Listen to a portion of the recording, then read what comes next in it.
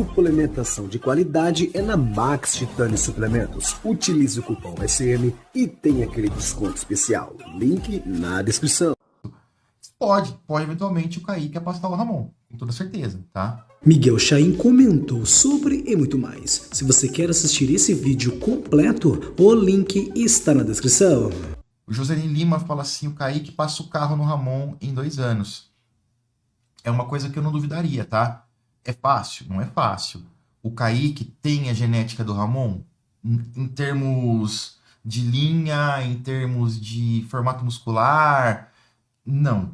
Mas o Kaique tem a genética de braço muito abençoada, coisa que o Ramon não tem tanto. Ele tem muito antebraço, que toma ali bastante da proporção do braço dele. Tem aquele... 2 coisas que eu não entendo no treino do Ramon. Vou perguntar pro Pacholok isso em breve também, quando eu tiver a chance de conversar com ele, tá? Que é aquele Scott com a pegada aqui meio pronada, que, pô, acaba colocando bastante ali no braquio radial. E isso acaba colocando e acionando mais o antebraço dele. De repente eles sintam que o Scott, a posição do Scott, permita um encurtamento um pouco melhor do bíceps, não sei o que lá, mas aquela máquina específica tem uma pegada que não é a melhor para ele. E outra coisa que eu não entendo é o Ramon não ter uma máquina de pullover na academia dele. O Sebum utilizava pra caramba. É uma máquina que tem muita utilidade para construir costas, principalmente para um cara que tem facilidade em pegar, em que o braço tem facilidade em entrar quando ele treina costas. Então vamos ver, cara, se eles conseguem resolver esses quebra-cabeças aí. E sobre o Kaique passar o Ramon em 2 anos, eu não duvidaria, porque o Kaique tem o mindset, o Kaique tem a vontade, o Kaique tem a paixão, o Kaique é aquele cara que eu odeia perder. Quando eu competia, e não tô me comparando com o Kaique e com o Ramon, não, tá? Pelo amor de Deus, os caras estão na estratosfera. Mas quando eu competia no powerlifting, eu gostava de ganhar. Mas mais do que isso, eu odiava perder. Nossa, pra mim era uma morte, cara. Quando eu ia no campeonato e não ganhava, era horrível a sensação. Então eu sempre fazia de tudo para que eu chegasse no meu melhor, para que eu pudesse ganhar. Ganhava todas? Não, perdi muito mais que ganhei. Mas foi um mindset que me levou eventualmente a ganhar títulos mundiais no deadlift. Por exemplo, inclusive na GPC, que é o mesmo campeonato mundial que o Bitelo ganhou. Eu, natural, competindo contra caras não testados e tudo mais. Então, o Ramon parece não ter muito isso. Essa parte competitiva não está muito dentro do Ramon. Para um atleta, isso é um pouco complicado. Tá? Dá para melhorar? Dá para trabalhar? Talvez, dentro do ambiente, dentro de um contexto. Vocês viram o vídeo hoje do Kaique? O Cariani fala, pô, quando o Kaique chega aqui, todo mundo faz dieta, todo mundo treina mais pesado. Então existe... O cara, por si só, já leva um aumento de competitividade, porque tá todo mundo vendo esse cara fazer o bagulho 110%. Então isso influencia, isso impacta. Então, de repente, o Ramon estar inserido no meio desse sentido no dia a dia ajude um pouco, mas a gente entende que é um traço psicológico do cara aí que não é tão simples assim dele mudar isso aí, tá? Então, esse traço do Kaique de não desistir, de odiar perder, de querer ganhar, de querer ser perfeito, pode eventualmente o Kaique afastar o Ramon, com toda certeza, tá? O Gustavo pergunta quantas semanas falta para o Pittsburgh. São 14 semanas, cara. Para o Pittsburgh, 14. 13 e meia agora. O Satanás de Bermuda, que tá aqui. Nossa, saudade de ser, Satanás. Nossa, se desse corte vai ficar foda se pegar, né? Infelizmente, o Kaique está sendo transformado em um novo produto de hype incontestável e incriticável, onde qualquer um que não aplauda 100% é um hater, monstro e invejoso. Eu discordo um pouco disso, cara. Com o Ramon aconteceu isso com toda certeza. Com o Ramon, chegou a ponto de eu elogiar o Ramon e ser hateado. Porque o fã falou assim pra mim, você elogiou, mas seu tom de voz não foi o bastante.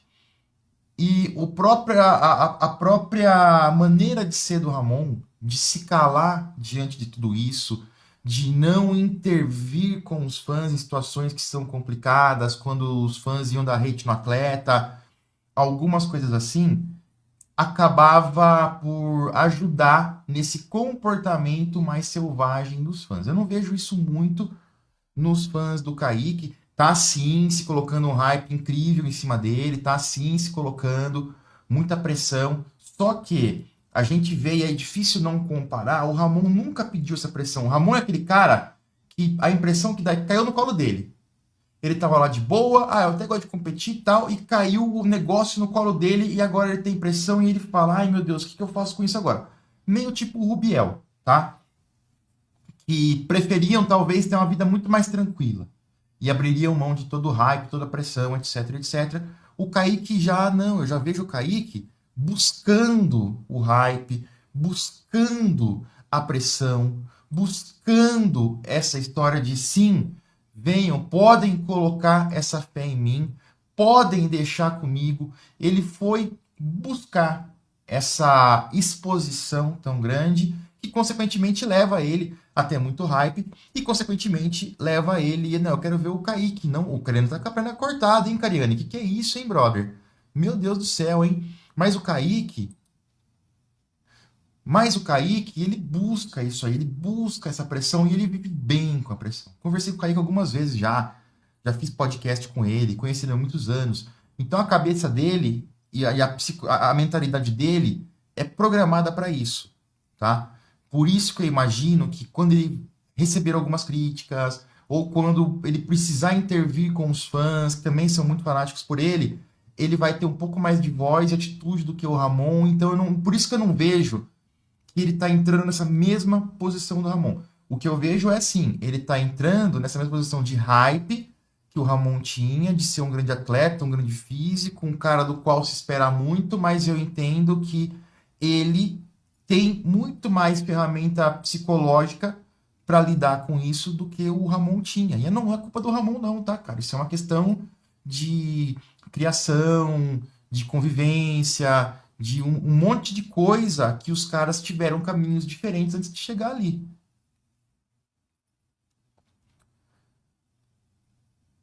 Deixa eu ver quem mais mandou mensagem aqui.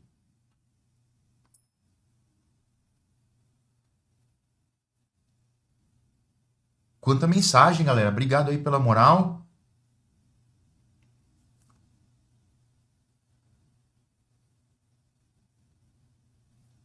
O Paulo Vinícius fala assim, ó, como o Pacho. Comeu mesmo, cara? Que isso, hein? Aí, Pacho, hein? Não, vamos lá. Como o Pacho, o Ramon tem que aumentar a frequência nas aulas de inglês. Realmente, mas aí a gente entra naquele ponto que o Bad Boy levantou, né? Uma vez. Será que ele quer? Será? Porque aí você fala isso, o cara que é muito fã fala assim, o cara não tem que ser poliglota, o cara não tem que ser aquilo. Que é o que a gente fala do cara que é um fã muito fanático, que protege e passa o pano o tempo todo e acha que não precisa. Mas, lógico, se ele falasse um inglês melhor, se ele se comunicasse melhor, seria muito melhor a visão dele internacional, até mesmo a visão dele, a visão dos fãs sobre ele, seria algo realmente que ajudaria. E você não pode fechar a porta, né, cara? Você não sabe amanhã como que vai ser e tudo mais. Mas o Pacholoc tá fazendo o que tem que ser feito, na minha opinião. Ele enxerga essa questão, ele enxerga que ele precisa disso, e ele como coach precisa mais ainda do que o Ramon, né? Porque imagina só, ele tem a pretensão de se tornar treinador de atletas internacionais, como está fazendo agora com o Derek. Se ele não falasse inglês, não seria possível. Não teria como nem ele trabalhar com o Derek, nem ele criar essa relação mais próxima com o Derek, nem do Derek conhecer ele mais como pessoa, porque a gente sabe que nessas viagens os caras vão jantar, vão conviver, e ali vai se trocar uma ideia, e é ali que você conhece realmente o cara, você conhece, para ter ideia do caráter da pessoa. Quando você não se comunica, você não tem muito como saber. Os caras até falam, pô, o Ramon parece um cara muito legal. Lembra que o Michael Dabu e o Urs falaram? O Ramon não responde mensagem, mas é porque ele não fala inglês. Mas ele parece um cara muito gente boa, o sorriso dele transmite muito, mas precisa demais para os caras conhecerem e para que ele tenha oportunidades maiores, cara. Porque você não sabe de amanhã como tudo vai ser. O Cristiano Oliveira fala assim: Miguel Chaim, vendo o seu vídeo sobre a lesão do Moraes, eu gostaria de saber se o atleta consegue ficar 100% no decorrer da carreira. Como assim, Cristiano? 100% se depois da lesão ele consegue voltar 100%? É isso? ou se o cara consegue ter uma carreira 100% sem lesão. Manda mensagem que eu vou responder.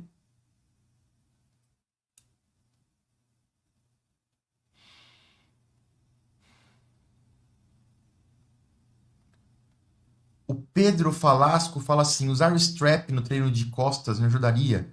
No último treino ele treinou 100% sem o strap.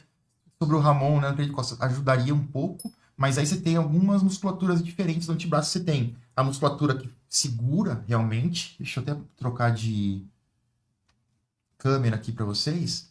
Tem a musculatura que vai fazer com que o cara segure, né, que são flexores de dedo e de punho. Então aqui a barriguinha do antebraço, que a do Ramon é muito grande, e beleza. Então, basicamente, quando o cara usa o strap, ele vai impedir que essa musculatura entre tanto. E tem o bráquio radial, que é essa musculatura aqui de cima, que o fio tem muito desenvolvida, e que o Ramon tem muito desenvolvida. Não é isso aqui, o strap não isola. Então, o que vai isolar no treino de costas, realmente, é posição da mão, estando bem supinada, por exemplo, posição do cotovelo, algumas maneiras de se realizar o movimento. Eu tive eu era um personal trainer e fui personal trainer presencial durante muitos anos, e tem um nutricionista, que é o Duda Nord, lá de São Carlos, que é excelente, e ele foi meu cliente, cara, durante muitos anos, e ele tinha um problema muito parecido com o do Ramon. O braço dele com um formato muito parecido, e o antebraço sempre tomava. Então a gente foi criando estratégias de posição de mão, de direção do braço ao longo do arco do movimento, para que se trabalhasse menos. São coisas que na prática acabam fazendo um pouco mais de sentido quando o cara faz, etc. E no treino de costas, algumas outras estratégias, como o pullover na máquina, por exemplo, onde você isola o seu dorsal sem utilizar nada do braço. Então você pode fazer uma pré-exaustão, ou seja, algumas séries no pullover e depois ir para uma máquina de puxador ou remada, ou vice-versa, fazer um puxador e remada mais concentradinho, não tão pesado, focando, colocando a mão nas costas dele, que é que tipo o Pacho está fazendo um pouco mais agora, e ativando ali o grande dorsal, e depois já na sequência no bisete já entra num pullover com peso um pouco maior, para terminar de fritar as fibras e algumas coisas nesse sentido. Ou até, por exemplo, a pré-ativação é uma coisa meio discutível, né? Mas se o cara faz ali algumas repetições de pullover na máquina, 2, 3, 4, para ligar, ou uma isometria, e aí vai para a máquina você faz uma pré-ativação, e aí uma potencialização da musculatura, na verdade. E aí você vai para um puxador, isso potencializa a sua contração. Lembra que o Sebum fazia? Isso se usa no powerlifting. Então imagina só, vou fazer um agachamento máximo, onde eu preciso ter um recrutamento máximo de fibras do meu quadríceps e cadeia posterior. Você vai setar uma gaiola e você vai colocar a bala de segurança em cima, onde ela vai impedir que você suba. Sabe aquela barrinha de segurança lateral que vai? Você vai posicionar ela num ângulo ali que você tá quase, você fez lá 80% da concêntrica, você vai encostar na barra, vai bater na barra. E ali você faz uma força máxima. Só a barra. Você faz uma força máxima para cima durante alguns segundos, 5, 10, 12 segundos. Guarda a barra e aí você vai fazer o agachamento numa outra gaiola, ou usa a barra ali. Essa contração isométrica máxima num ângulo ali, potencializa o estímulo das fibras. Então isso a gente usa muito no powerlifting. O treinador do Sebum fazia alguma coisa parecida com isso, fazia uma adaptação disso nos treinos dele. Lembra? Quem acompanha o Sebum vai lembrar que ele ia fazer, por exemplo, um supino inclinado com halteres. Ele pegava um peso e segurava uma isométrica 10 segundos e depois fazia realmente a série. E isso pode ser muito utilizado com o Ramon, numa máquina de pullover e utilizar o exercício. Então tem estratégias, tá? E o Pacholok é um cara que pensa fora da caixa. Então eu tenho certeza que o Pacholok vai encontrar esse tipo de estratégia e testar o que funciona muito bem para o Ramon. Vamos ver o que mais tem aqui de perguntas. O especulador do futuro fala assim: o Ramon é preguiçoso e acomodado. Acho que ele faz o L. Ah, mas não tem nada a ver, né, cara?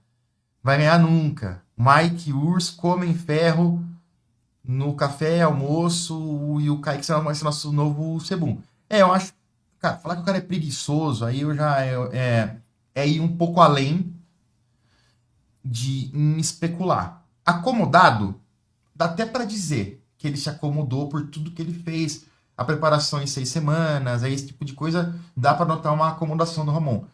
Preguiçoso é muito difícil falar, cara. Aí eu já não sei se é o ideal. Juntar e ligar isso à posição política é menos ainda, né? Menos ainda. Sobre o Mike Wurz, eu concordo com você. E sobre o Kaique, ele tem grande chance mesmo, cara.